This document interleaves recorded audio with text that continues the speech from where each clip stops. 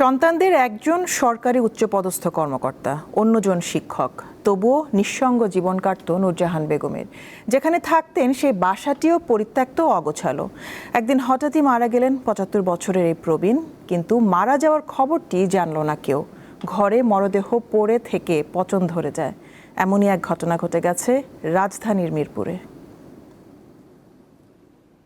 নূরজাহান বেগমের এক ছেলে যুগ্ম সচিব, অপরজন বাংলাদেশ প্রকৌশল বিশ্ববিদ্যালয়ের শিক্ষক। এছাড়া এক মেয়েও রয়েছে তার। রাজধানীর মিরপুর ১১ নম্বরের সেকশন ৬ অবস্থিত মেয়ের বাড়িতে থাকতেন নূরজাহান বেগম। তবে সেখানে একাকী জীবন কাটত এই প্রবীণের।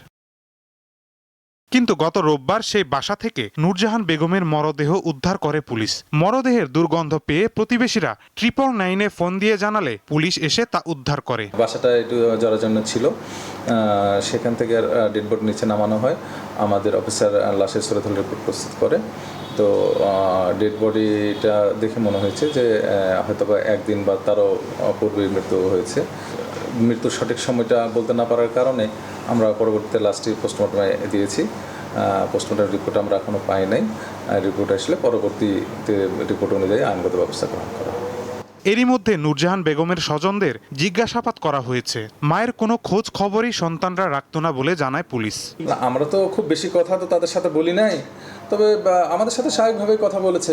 তবে সে যে পরিবেশে থাকে, পরিবেশটা আসলে একজন স্বাভাবিক মানুষ এরকম পরিবেশে থাকা খুব কষ্টকর। তারা তো বলেছে যে স্বাভাবিক মৃত্যু হিসেবে তারা লাশটা তারা স্বাভাবিকভাবে দাফন করতে চেয়েছিল। কিন্তু আমাদের বললাম না, আমাদের একটু সন্দেহ হওয়ার কারণে, যেহেতু মৃত্যুর সঠিক কারণটা জানতে পারছে, মানে সময়টা বলতে পারছিল না, সে কারণে আমরা এটা অপমৃত্যু মামলা নিয়ে পোস্টমর্টম করেছি। এ ঘটনায় থানায় সাধারণ ডায়েরি করা হয়েছে এবং মৃত্যুর রহস্য উদ্ঘাটনে তদন্ত চলমান রয়েছে।